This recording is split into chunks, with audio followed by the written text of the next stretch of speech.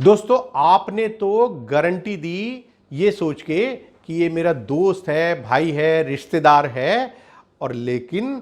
अब आपको भुगतना पड़ रहा है कि आप अपने परिवार को कहां लेकर जाएं, क्योंकि जो आपका मकान दुकान है वो तो गारंटी में जो बैंक है वो उसको नीलाम कर रहा है। दोस्तों नमस्कार, मैं हूं मुकेश मोहन गुप्ता। आज मैं आपको बताऊंगा कि जब आप किसी के लोन की गारंटी दें तो आपको किन चीजों का ध्यान रखना चाहिए। दोस्तों होता यह है कि जब हम किसी से कोई खास हमारा रिलेशन होता है या दोस्ती होती है और वो अपना कोई बिजनेस करना चाहे या वो अपना लिए कोई पर्सनल लोन लेना चाहे या वो कोई गाड़ी का लोन लेना चाहे या कोई एजुकेशन लोन लेना चाहे, तो होता यह है कि कई बार बैंक ये कहता है कि भाई ऐसे करो, एक कोई गारंटर भी दे दो। और कोई आपके पास आता है, वो कहता है कि यार मैं लोन ले रहा हूं, मुझे ये गारंटी पे बस साइन करने हैं पेपर, और हम कुछ जाने बिना बिना समझे अपने रिलेशनशिप की वजह से उस पर साइन कर देते हैं। और दोस्तों कई बार क्या होता है कि जिसके लिए आपने गारंटी दी उसको कोई जेन्युइन समस्या भी आ सकती है या वो जानबूझकर भी ऐसा कर सकता है कि वो उस बैंक का पैसा वापस ना करे। तब क्या होता है, तो अधिकतर लोगों के दिमाग में ये रहता है कि कोई बात नहीं, वो ये कहता है कि देखो मेरे पास तो प्रॉपर्टी भी है, या मैं तो ये गाड़ी का लोन ले रहा हूँ, या मैं तो ये बिजनेस के लिए लोन ले रहा हूँ, मेरी ये फैक्ट्री है। भाई देखो बैंक अगर लेगा पैसे, कोई लीगल एक्शन भी लेगा तो पहले तो भाई मुझसे लेगा ना, आपका नंबर तो बहुत बाद में आएगा। दोस्तों ये बिल्कुल एक गलत कंसेप्ट है। मैं आपको बता दूं कि अगर आपने गारंटी दे दी है तो ये जो लेंडर है यानी ये जो बैंक है जिसने लोन दिया है आपके उस दोस्त या रिश्तेदारों को, ये पूरी तरह से उसकी मर्जी पर निर्भर है कि वो अपना पैसा किससे वसूल ले। जी हां दोस्तों, वो चाहे तो वो उस जो लोन लेने वाला जो बोरोवर है उसको अभी एक तरफ उसको कुछ ना कहे और डायरेक्ट सीधा आपके ऊपर अटैक करे कि भैया मैं तो पैसा आपसे लूंगा। आप दोस्तों ये नहीं कह सकते कि भैया पहले जाओ उससे तो जाके वसूल करो, क्योंकि कई बार ये होता है कि जो गारंटर है उसकी नेटवर्थ अच्छी होती है और जो बोरोवर है उसकी नेटवर्थ उतनी अच्छी नहीं होती। इसीलिए जो गारंटी है वो बैंक इसीलिए लेता है क्योंकि जो बोरोवर्स हैं जिनकी अपनी नेटवर्थ अच्छी होती है, जिनके पास सिक्योरिटी अच्छी होती है बैंक को देने के लिए, उनसे बैंक ये गारंटी, थर्ड पार्टी की जो गारंटी है, किसी थर्ड पर्सन की गारंटी है, वो नहीं मांगता। जहां पर ये देखते हैं कि जो बोरोवर है, जो मेन बोरोवर है, उसके पास नेटवर्थ उतनी अच्छी नहीं है, उसमें बैंक को थोड़ा ये डाउट होता है कि यार कल ऐसा ना हो कि ये पैसा मेरा वापस ना आ पाए, तो एज ए एडिशनल सिक्योरिटी मैं किसी की गारंटी भी ले लेता हूं। और आपने दोस्तों ये दोस्ती रिश्तेदारी में अगर ये गारंटी दे दी तो प्लीज आप इस बात को जरूर ध्यान रखिएगा कि वो जो लेंडर है उसकी पूरी तरह से मर्जी है कि वो ये पैसा किससे वसूले। तो आपकी जो गारंटी है आपने एक बार दे दी तो आप साथ में रेस्पॉन्सिबल हैं उस लोन को रीपे करने के लिए, और आप ये नहीं कह सकते कि जाओ पहले मेन जो बोरोवर है उससे वसूल लो, अगर आप उससे नहीं वसूल पाए तब आप मेरे पास आना। दोस्तों एक चीज और इसमें मैंने देखी है कई बार कि जब आप एक गारंटी दे देते हैं और उसके बाद या तो आपका जो रिलेशनशिप है वो जिनके लिए आपने गारंटी दी है उनसे कुछ रिलेशनशिप खराब हो जाता है, या फिर आपको ये पता चल जाता है कि उनके बिजनेस में लॉस हो रहा है और ऐसा हो सकता है कि वो लोन का रीपेमेंट बैंक को वापस ना कर सके। तो दोस्तों कुछ लोग क्या करते हैं, एक लेटर लिखते हैं और बैंक को बोलते हैं कि भैया मैंने जो ये गारंटी दी थी अब मैं इस लोन का गारंटर नहीं रहना चाहता, तो मैं अब गारंटर आज के बाद, इस दिन के बाद मैं इस लोन का गारंटर नहीं हूं। और वो अपना निश्चिंत होकर बैठ जाते हैं कि भैया हमने तो बैंक को इन्फॉर्म कर दिया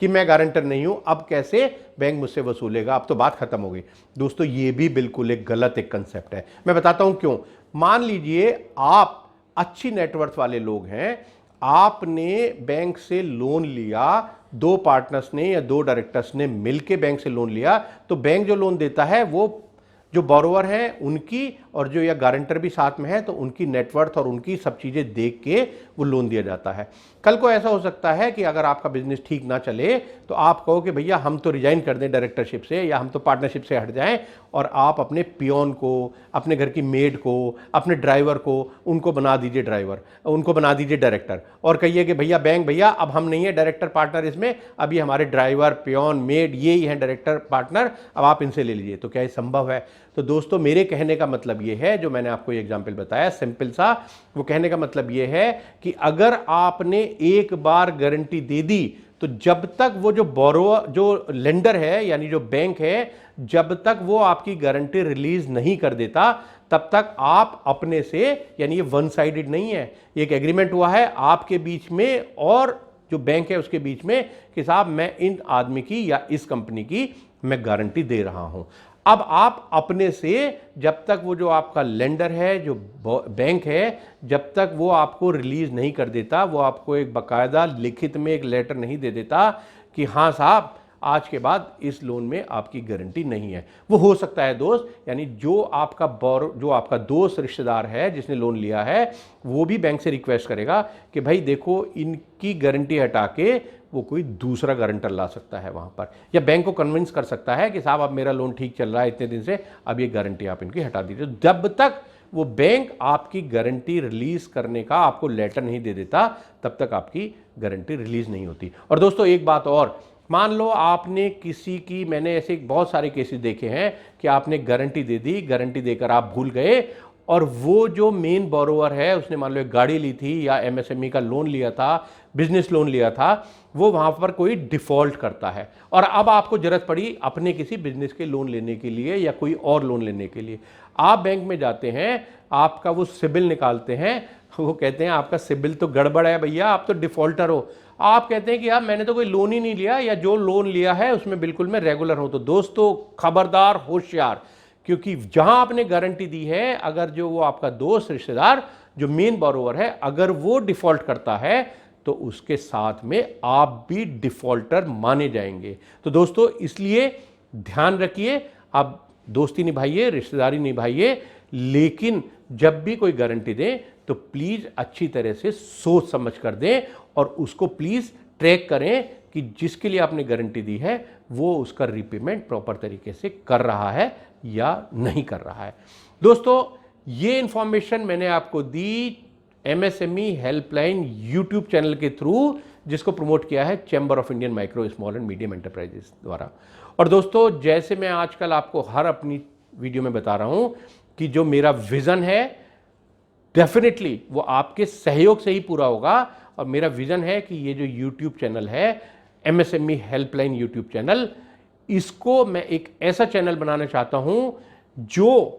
एक सिंगल विंडो चैनल होगा, हमारी जितनी भी एमएसएमई है उनकी सभी समस्याओं को सुलझाने के लिए, उन सभी समस्याओं का कुछ ना कुछ समाधान निकालने के लिए मैं चाहता हूं कि ये एक सिंगल विंडो चैनल बन जाए एमएसएमई हेल्पलाइन, जिसको प्रमोट किया है chamber of Indian micro small and medium enterprises ने। तो दोस्तों ऐसी ही और बहुत सारी इंफॉर्मेशन देखने के लिए, जानने के लिए प्लीज आप इस चैनल को सब्सक्राइब कीजिए और इसको शेयर कीजिए। और हाँ दोस्तों, अगर आपको ये पसंद आए, आपको लगे कि ये मैंने आपको कोई अच्छी इंफॉर्मेशन दी है, तो प्लीज इसको लाइक भी कीजिए।